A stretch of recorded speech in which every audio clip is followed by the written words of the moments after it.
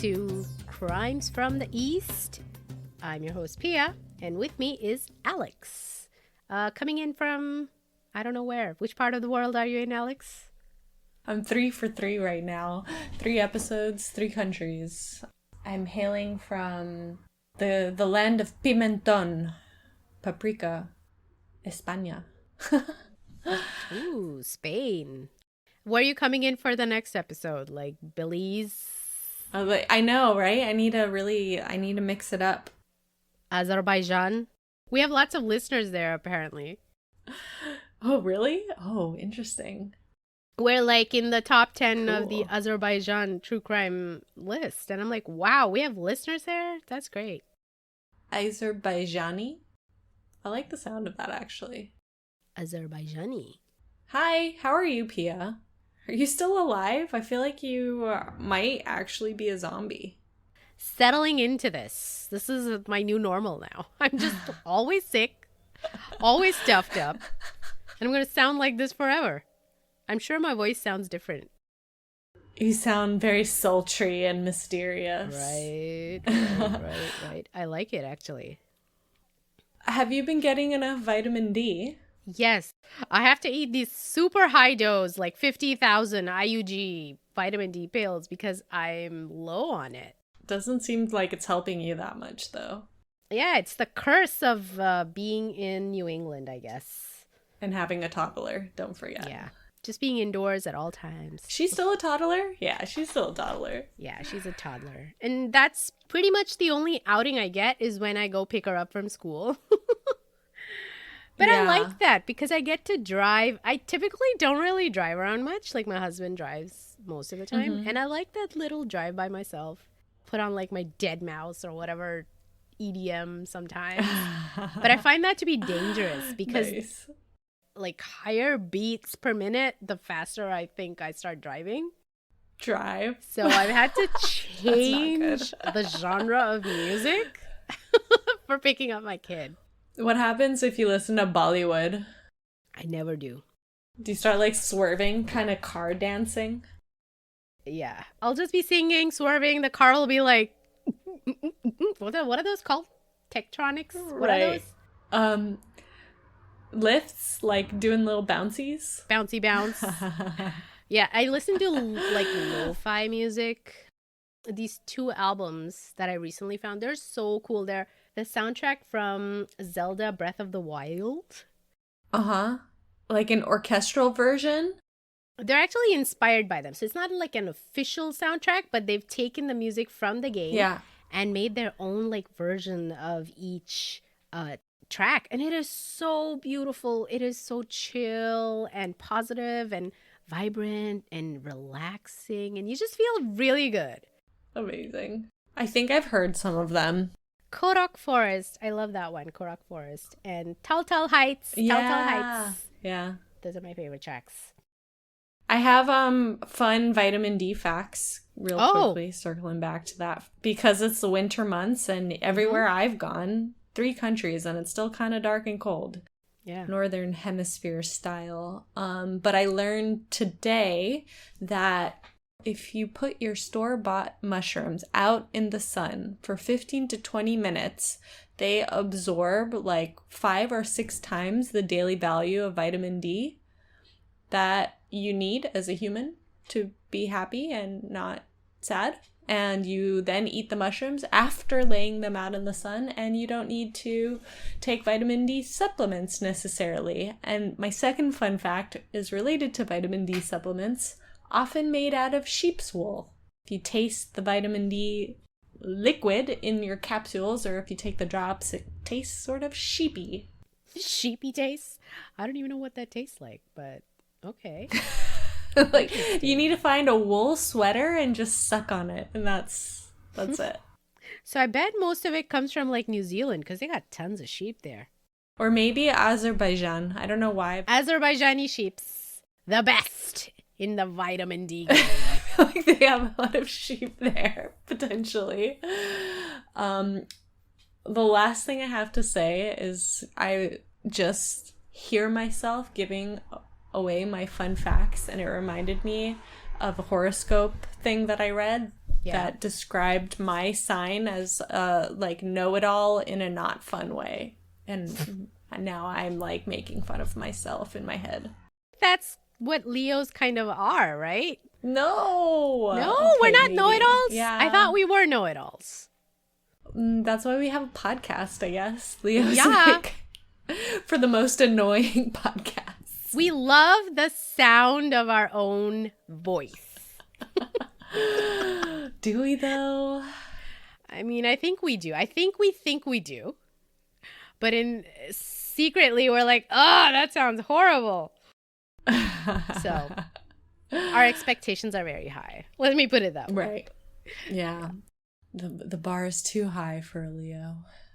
That's fun that we're both Leos. So I want to make a cool segue, but I don't actually know what we're talking about today. All I know is that it's spooky and serious and a little bit esoteric and yeah. We have so many things in today's case.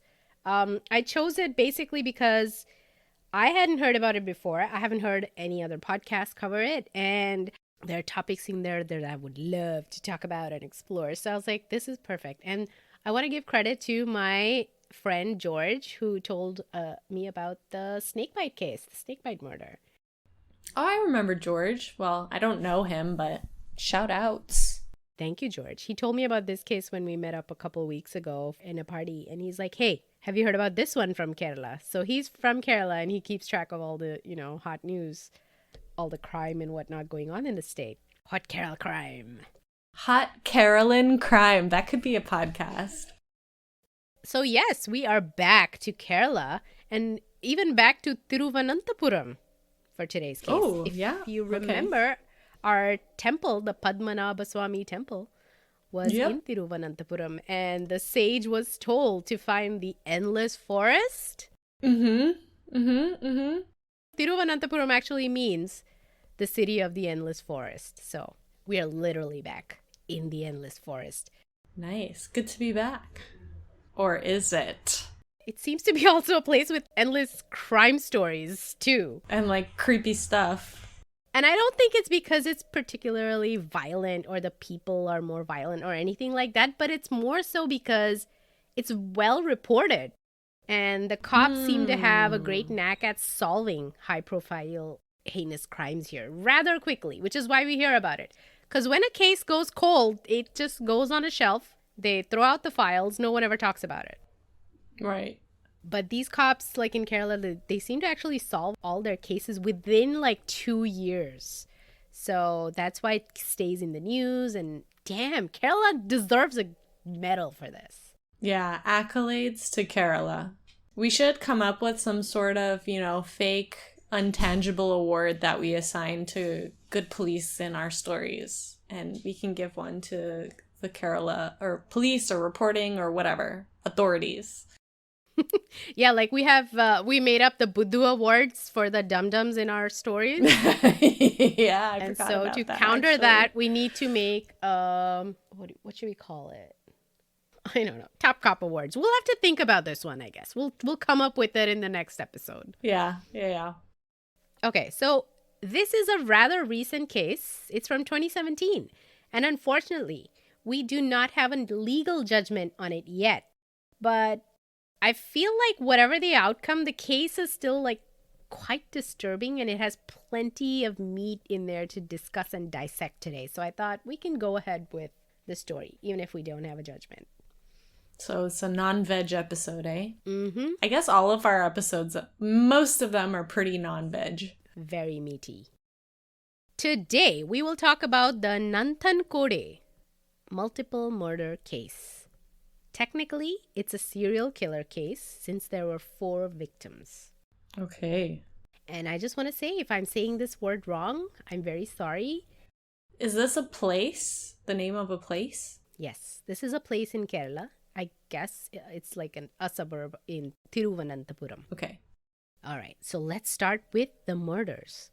On the 8th of April in 2017, neighbors of a quiet, mysterious, dark home in Nanthancode spotted smoke spilling out of the closed doors and windows of the two-story home. Alarmed by this, the fire department was called, and when the first responders broke into the home, they came upon the burning bodies of 4 people in the home. They had all been hacked to death. Many were in pieces, and they were in various stages of decomposition. Not quite the scene they expected.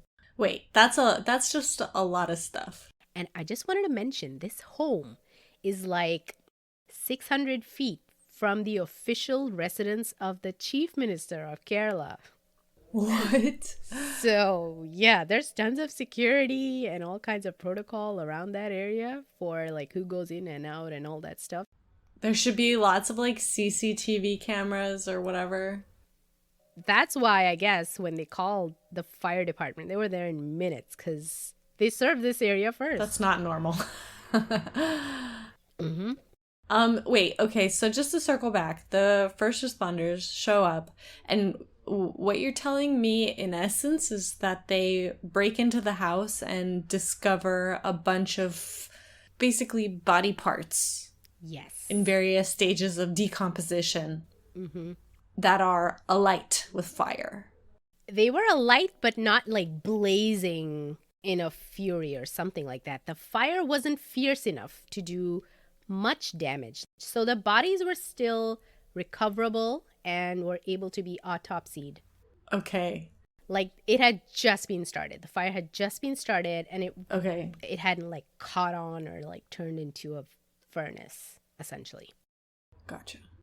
The deceased were ID'd as A. Raja Thankam, 60-year-old, his wife, 58-year-old Dr. Jean Padma, their 26-year-old daughter Caroline, and a relative who was a 70-year-old visually impaired woman called Lalita, and she had been living with them in the home for the past few years, basically.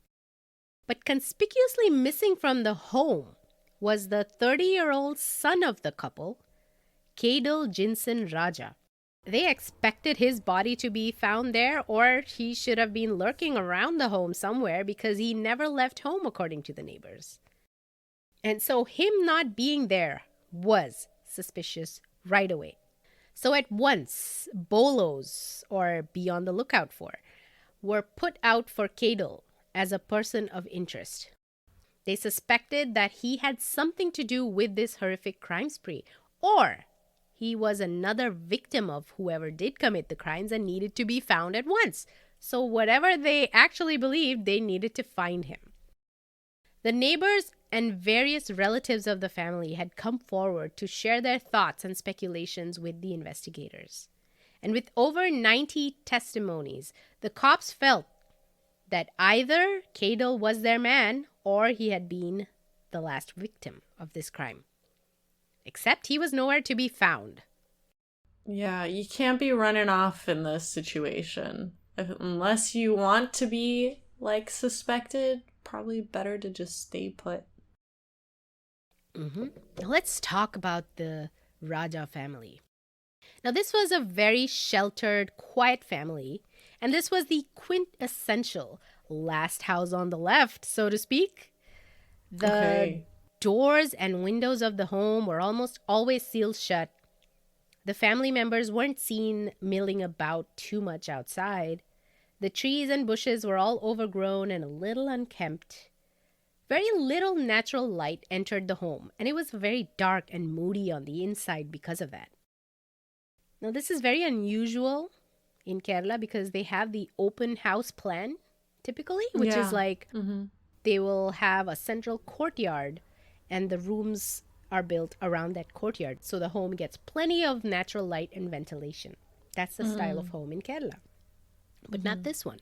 That's why I called it the last house on the left. It just had that personality, that aura. And people felt like it was a little weird, uncanny. There was an inherent darkness that seemed to pervade these walls. Now, Raja Thankam, the patriarch of the family, was a retired college history professor, accomplished in his line of work, not very outgoing, but that's okay. That's fine. His wife, Jean Padma, was a retired cardiologist. So that's a highly specialized doctor. Okay, so these are people of some renown. She was a well-earning, highly skilled professional. These were educated, moneyed people because both of these professions, they make good money. The impression that people got from them was that of isolation and the inclination to be left alone, to be aloof and quiet.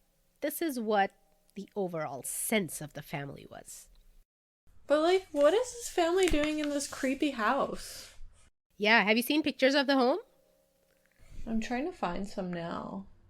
If you just look at like a couple of articles, you'll see a picture of the house. It just looks very dark. Ominous. Yeah, it does. Yeah, ominous. Now, the family was known to be religious, but not very social.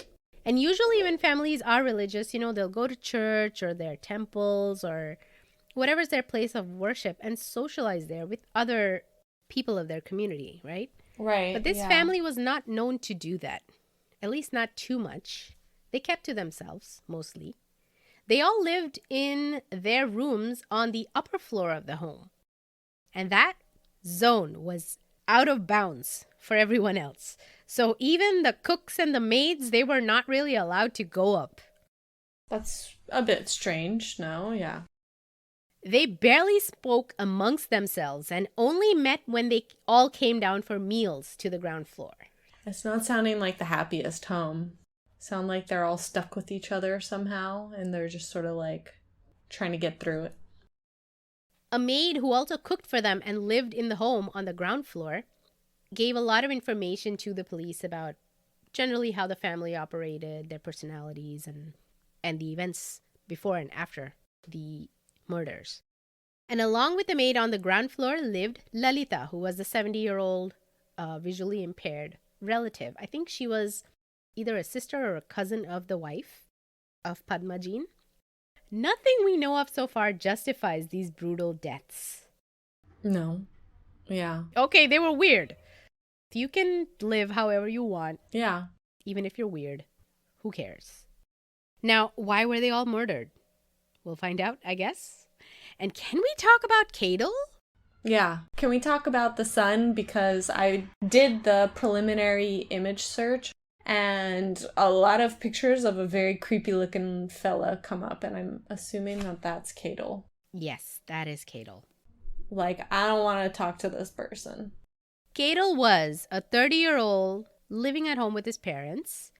And while that is not unusual in India, kids do live with their parents, at least the men do. Mm-hmm. Mm-hmm. Women will get married and leave the home, but guys will generally live in their ancestral home and inherit it and whatnot.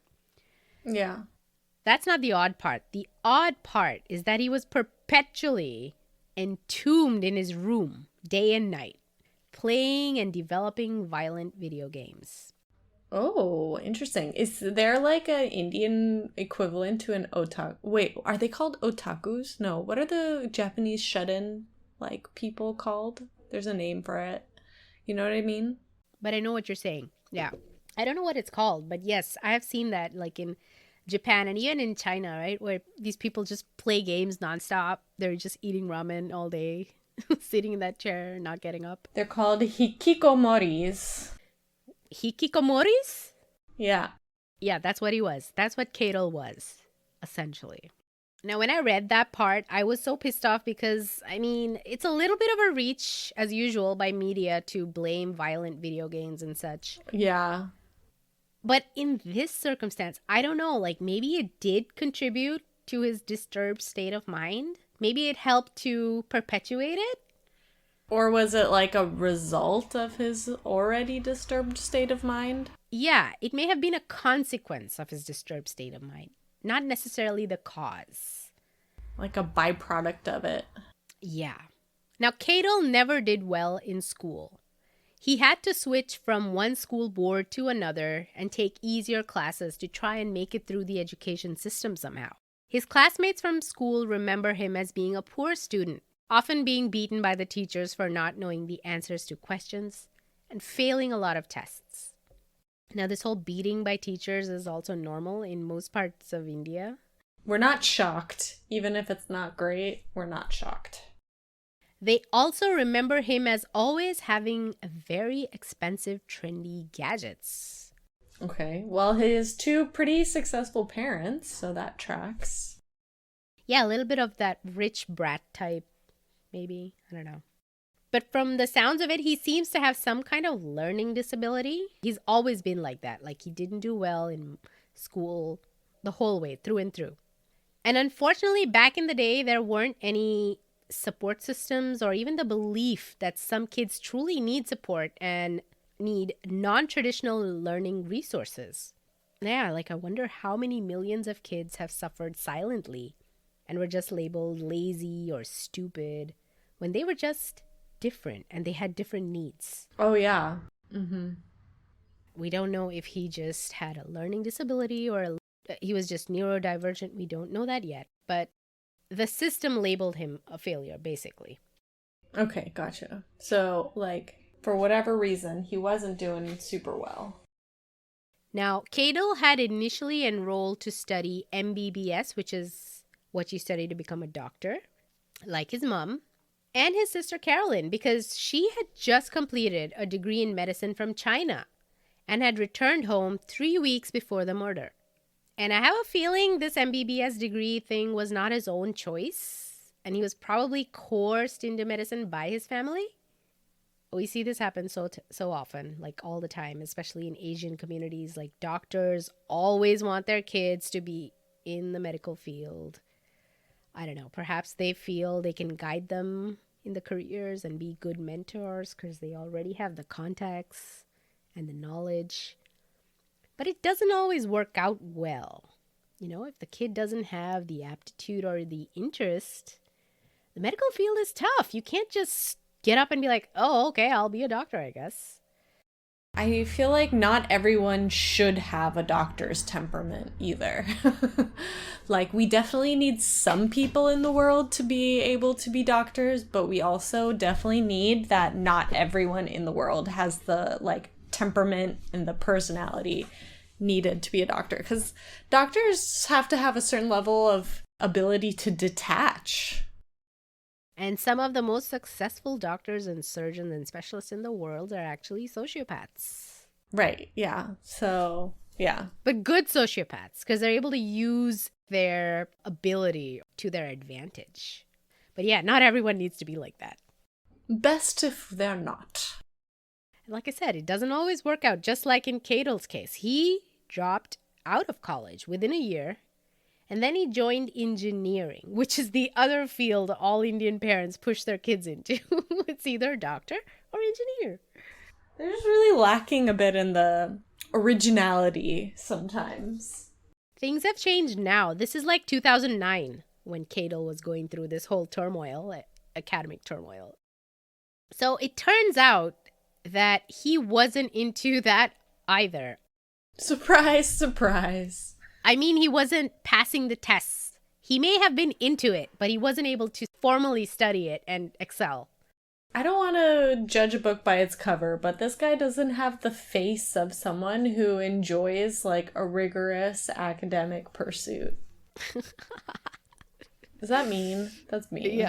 Yeah, let's not say that, because I'm sure there's, like, millions of people who look like that. But I'm not even talking about the general look. I'm talking about the look in this guy's eyes. We're actually going to talk about that in just a little bit, like his face and all that stuff. Okay. Yeah, let's just get to it. Yeah. It's just weird. You just look weird. Weird alert.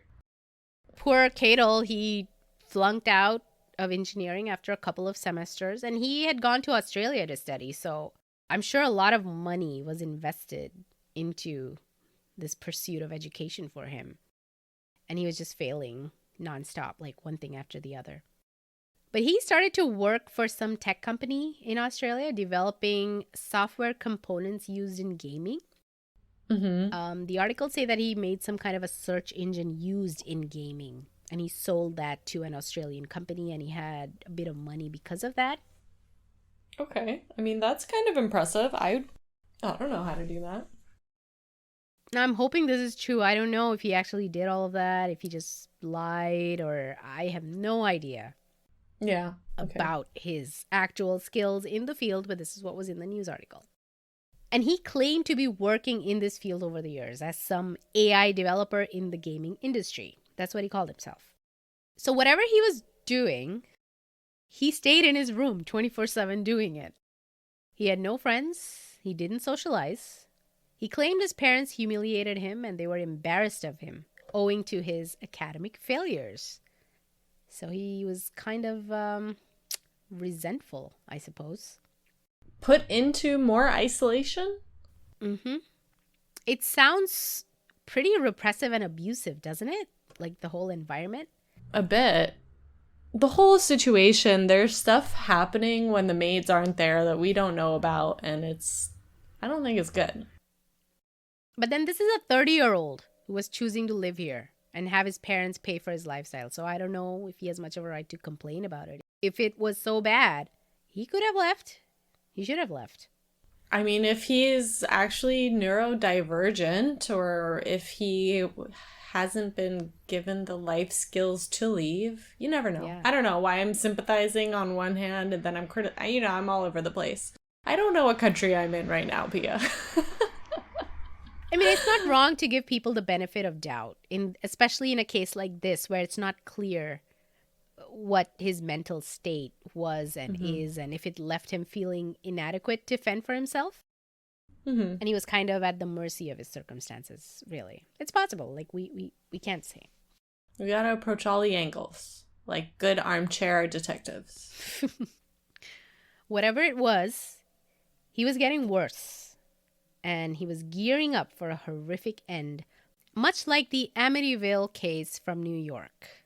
I think he said the devil made him do it or something, right? Like he heard voices and... This is an article from allthat'sinteresting.com. And I'm just gonna read straight from the horse's mouth. It says, in the early morning hours of November 13, 1974, one Amityville house in Long Island, New York became more than a mere suburban home. Instead, it became a ghastly crime scene as Ronald DeFeo Jr. skulked the halls with a rifle and killed his parents and his 4 siblings in their sleep.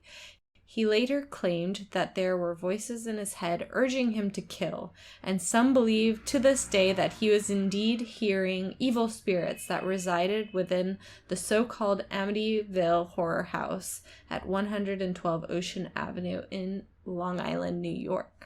The next family, or a family that lived in the same house some years or some time later, had another strange incident of murders happening in the house. So then that's why this whole legend of haunting came to surround the Amityville house at that address. Yeah. So at least the initial crime and the nature of the crime is very similar to this case, I feel. What do you think? Right? It's another potential family annihilator case too. Are there a lot of these in India? I feel like there are.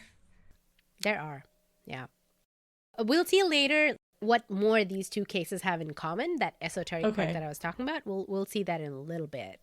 I mean, not cool, but cool. Okay, so let's talk about how the killer was caught. So after the bodies were discovered, the cops led by ACP Baiju were hot on the trail of Cadell, and they tracked his phone right away, but it was switched off for 2 days after the murders. They put out his pictures on all the railway stations, bus stations, and even on airports so he couldn't leave the country. But just 2 days later, Cadell's phone suddenly turned on, and they caught a signal. Weirdly enough, he wasn't really running away. He was coming back towards Thiruvananthapuram from the Chennai area. The killer was returning to the scene of his dastardly design, and this is not something we typically see in such cases. I thought that's the saying, is they always return back to the scene of the crime. Not when you are a clear suspect. Right, yeah, no. If you're a total stranger and the cops have no idea who you are, you might take the risk of hanging around and watching the proceedings. But if you're clearly suspect number 1, you're not coming back.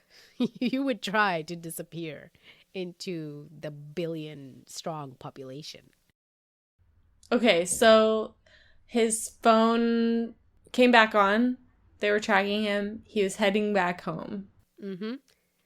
And much to the amazement and confusion of the police officers, Cadell Jeanson Raja was caught without resistance from the Tampanur train station. He was quickly taken into judicial custody to try and crack the case of these 4 grisly murders. What had set off the violence? Surely there must have been a trigger or extenuating circumstances. What was it? Rage? Money? Ancestral property? Inheritance? What's going on? This is too much violence. We have no idea what happened either. We just, we don't even know how the family was killed, right?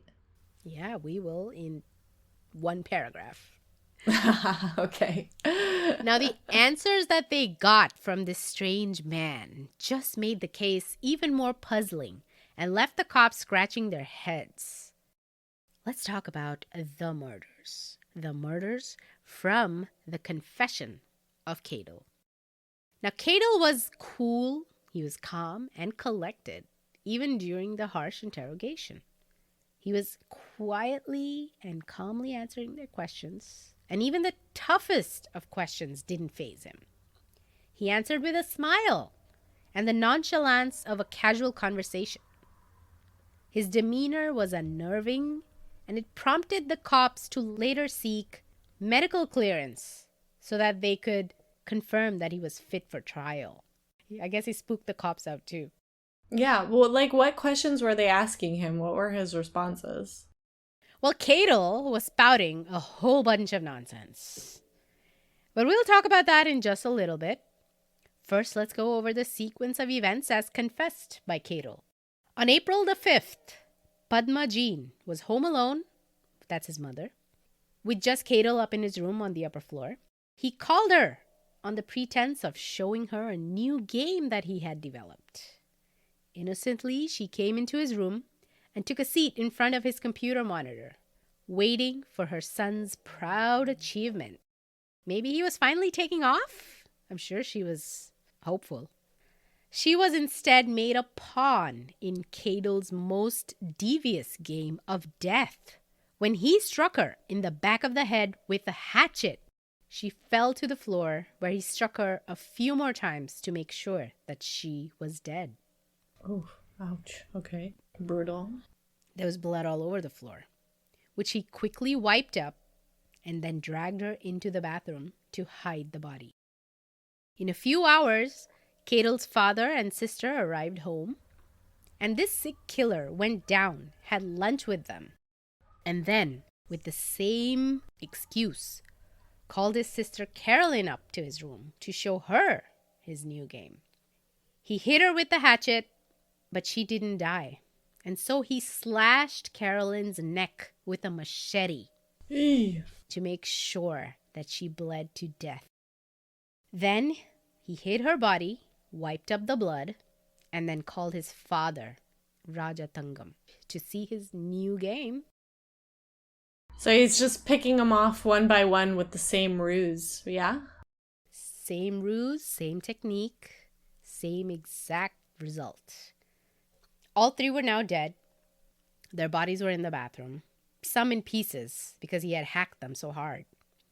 Oh my God. Now, this hatchet had been purchased online. I was just about to ask, are these everyday household items to have a hatchet and a machete, or did he go out and get them? You gotta have your coconut machete, right? Absolutely, yes. In Kerala, every home has coconut trees, banana trees, all kinds of fruits and vegetables growing, and they do have these kind of tools. So it's not unusual. Yeah, but he actually got at least the hatchet online. He bought it on Flipkart, which is the Amazon equivalent in India. Okay. And he purchased it months ago. Months. Interesting. So he had been planning this for a while. The machete was bought from a local Chalai market, and Cadell had even practiced using the hatchet on several boulders or big rocks in his yard. What the hell is going on? This is premeditated. This is not a Big spur time. of the moment fit of rage. This is No. cold, calculated murder. So he cleaned up and wrapped the bodies in sheets and kept them in the bathroom. And then he just went on with his life for 3 days. Because remember, this is not a very social family and no one's allowed to come up. So no one really knows what's going on up there. There's something like very convenient about the whole thing too, that he could just like call one in after the other, and they are so like already living such separate lives in the same home that like no one noticed that one or the other was missing. Their lives were so compartmentalized. Like, did they not notice that the mom wasn't there for lunch? He may have lied to them. We don't know. So he just continued on eating, sleeping, and playing video games in his room like nothing happened. When he ordered food from the local restaurants, he made sure to order for 5 people so as to not raise suspicion. So smart. So smart. And I just wanted to point out that for the next 3 days, while he's doing all of this with the bodies in the bathroom, there's a maid and the aunt, Lalita, who are living in the ground floor. None the wiser about any of these murders. Right. I think like in a day he told them they've gone somewhere, because he definitely messaged close relatives and friends of the family telling them that his parents and sister had gone on a trip and that they shouldn't call or message them for a while. So this is probably what he told Lalita and the maid as well. It's like 2017. No one becomes like unreachable just because they're on vacation anymore. It's so stupid. Yeah, I'm like, they're like, oh, I'm going to be on a beach. I can't call you because, there won't be a telegram machine close by. I can't. Right, contact you. exactly. There are no pigeons where we're going. How will I send you a message? I don't know. Expect me to call you from a payphone, because I will be away from home for the foreseeable future. I'll send a little messenger boy on a horse, a little page boy. Well, they bought it, whatever this guy says. I mean, what are they going to do? Say no, they're not on a trip? I guess they accepted it. 3 days later, he decided to kill the aunt, Lalita Jain, as well. Okay. Why?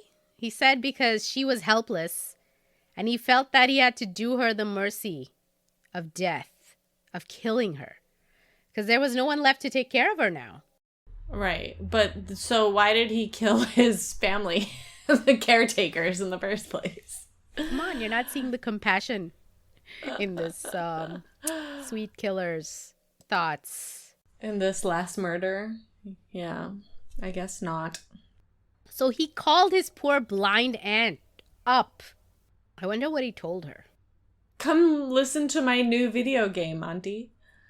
He killed her up there as well. Hacked her body. Put it in the bathroom. Okay.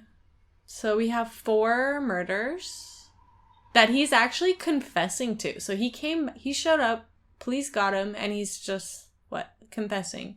Yes. He's just telling them everything. He's spilling the beans.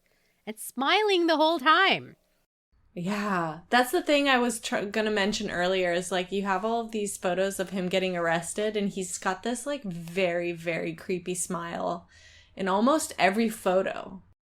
Like he can't stop smiling. Like it's plastered on his face. He's very proud of himself, or he just finds the situation kind of amusing, or I don't know. It's really weird. So can we talk about why he did this now? Like I'm dying to know.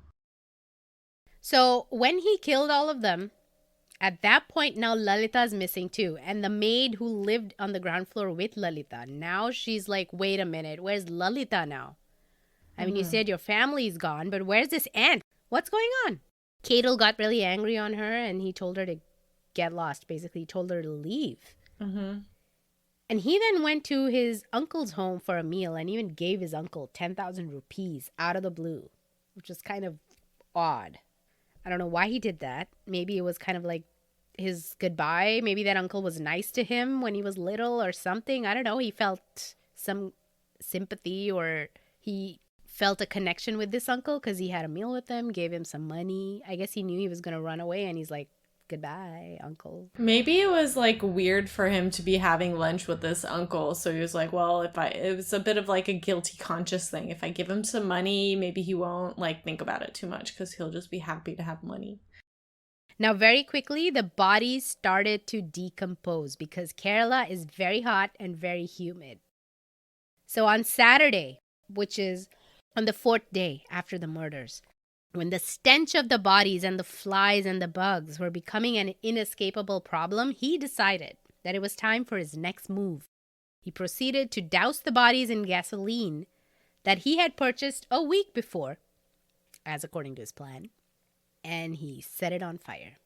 The fire was weak and it didn't catch on as he had expected, but it raised the alarm within minutes, and the fire department came in, and Cadell had to run with nothing but his phone, I guess. I guess he like didn't see his planning all the way through, because it seems like he planned kind of meticulously up until this point, but shouldn't he have known that he was going to need a little more kick, a little more firepower to finish the job? Maybe he wasn't thinking clearly. Clearly something is off in the brain, but what? What is the explanation for all of this? What is the explanation? What's the motive? Let's hear one of them. Okay. Cadell claimed to be an advanced master in the art of astral projection. Uh-huh. Uh-huh. Is that something you expected, Alex? Uh-huh. Of course. Naturally. He said he had killed his family in a bid to separate their souls from their physical bodies.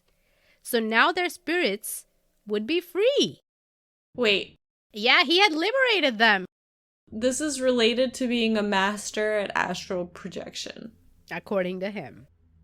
So he can project his body, and now he's killed his family so that they could project their spirits as well? What? We really shouldn't try to make sense out of this. Okay. My brain hurts. Now, he had also constructed a dummy of himself out of metal and junk and put clothes on it, his own clothes on it. Oh my god. And he had tried to burn that with the bodies as well. I don't know if he thought that the cops would mistake that for his body and not look for him. But he also said that the dummy would serve as a vessel that his family's spirits could enter into, and then somehow he would be able to control them and become powerful. Oh my god, he's been watching too much Full Metal Alchemist. Oh my god. He's trying to create an owl. Yeah, he's like going full tulpa. He's going full tulpa in this. Hey Sarge, check out the skeleton. It's made out of tin cans. And a coat hanger. And a coat hanger. It's got a coconut husk for a head. Oh my god. According to Cadell, he came back because he expected the souls of his family to have returned by then. And he thought he would find the 4 happy souls at home, liberated from their mortal life and thankful to Cadell for their freedom. But why? I can't even begin with this garbage. Why do they need liberation from their... I'm so confused, Pia. I don't get it. Like, why? This man's theories make him sound insane. Yeah. Just like he wanted, maybe? But if you're gonna be insane, at least have, like, a coherent insanity. The whole point of insanity is that it's chaotic. Is that an oxymoron? Yeah, okay. Okay. If our listeners just go Google Cadell Jeanson Raja or Nanthancode murders, look at his arrest pictures. He has the creepiest grin plastered on his face. It's eerie and completely inappropriate. Just so creepy. It's out of place. You should not be smiling like that if 4 members of your immediate family have been brutally killed. By the way, I know we just skimmed over it, but I'm sure some of our listeners are thinking, what the hell is astral projection? Oh, true. I just like assume that it's common knowledge. Everyone knows what this is, right? All right, come on. We talk about this all day, every day. Well, astral projection is the psychospiritual effect of having out-of-body experiences and consciously remembering them as if you were walking around in real life. So basically, your soul or your essence or your spirit or whatever you want to call it leaves your body and travels around in the astral plane. You can allegedly visit places and people, but they will not be aware of you, as you are nothing but a specter, a phantom, invisible. This is also called remote viewing because you can see things literally anywhere in the world and allegedly in any point of time because it is outside the realm of time and space. What did you call it? Psycho something? Psycho-spiritual effect? Well, he was certainly psycho. But Yeah, all of this sounds pretty fake. As if, like, it's some garbage. Well, Alex, guess what? What? If it was that fake, would you believe that the CIA believed in it too? I mean, I would, because I know the CIA is basically a bunch of fluffernutters too. Well, never mind. Let's not, I don't want that to be on public record that I said that. Fluffernutters, oh my God. Sorry. I'm very, disoriented today. Yes, so the CIA believed in it enough to form their own team of elite remote viewers during the Cold War era to spy on the Russians. Right. Is this part of, what is it? MK Ultra or whatever? No, this was called Project Stargate. Ooh. Mm-hmm. I highly recommend a documentary called Third Eye Spies. Interesting. Go check it out. It shows everything about this group and the mysterious members of the team, a lot of whom died under suspicious circumstances later in life. The CIA's classified studies on astral projection and remote viewing, were partially declassified in 2003. So you can actually go and read some of it online. I link to it on our website. You can go check it out if you have free time or interest. Okay, Alex, we gotta stop here today. Okay, so looks like this one's gonna be a two-parter, and I'll cut it right here. And next week we will discuss what astral projection is, what remote viewing is, yada yada yada, and of course our conclusions and Bollywood corner as well. So tune in next week for part 2 of the Astral Murders. We would absolutely love it if you could support us by sharing, following, liking, subscribing all over social media and the streaming platforms where you listen to us. All your support is priceless to us. So go ahead and do that. If you have any thoughts on this case, any other case, if you have case suggestions, reach out to me on Instagram at Crimes from the East, or that is also our email, crimesfromtheeast@gmail.com. And that's about it. Namaste.